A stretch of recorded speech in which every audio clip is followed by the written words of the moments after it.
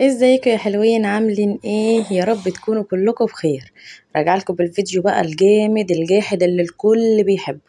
هنعمل مع بعض كبده اسكندراني على اصولها. اول حاجه حطينا زيت على النار، حبه حلوين بقى، الكبده بتحب الزيت الكتير. ونزلت بقى كده بشويه توم مفرومين، بصوا ولا اجدعها حبه توم، راستهم حلوه كده. وبعد كده رحت نازله بالكبده، ما بتقلبيش الكبده، بصوا ما بحاولش ان انا افتفتها. هو يا دوبك بس عشان هي بس متجمده شويه، بحاول ان الزيت يبقى يخش جواها، انما انت ما بتقلبيش الكبده إلا لما تاخد لون تمام، عشان ما تتفتفتش منك. بس واسيبها بقى، وهفضل بردك معاها كده، اللي هو ايه، ما افضلش اقلب فيها يعني.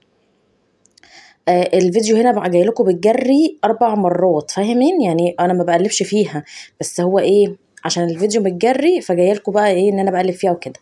وطبعا الكبده اسكندراني يعني فلفل حامي. كبده اسكندراني ايه يا بنات؟ يعني فلفل حامي.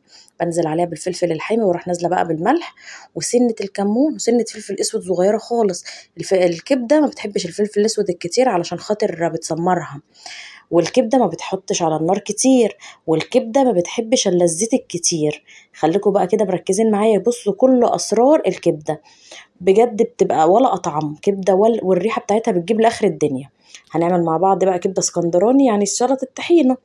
جبت طحينه ونزلت عليها بمعلقتين خل، وهقلبهم مع بعض كده حلو قوي.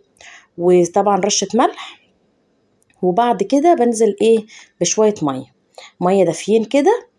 تروحي نازله بقى بشويه الميه، بص تفك بقى وتبقى بص احلى سلطه طحينه كلتيها في حياتك. طبعا احنا مصراويه، المصراويين او القاهريين يعني عموما بنحب سلطه الطحينه بالخل. طيب الاسكندرانيه بيحبوها بالليمون.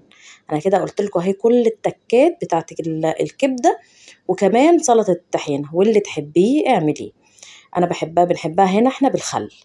كانت احلى سلطه طحينه مع الكبده الاسكندراني. وبس كده، اكله سهله وفي 5 دقايق خلصتيها وتخرجي. مفيش ولا اروع فينو بقى عيش بلدي، بصوا الاتنين احلى من بعض. واكله جميله جدا. ويلا بقى اعملوها، والسلام عليكم ورحمه الله.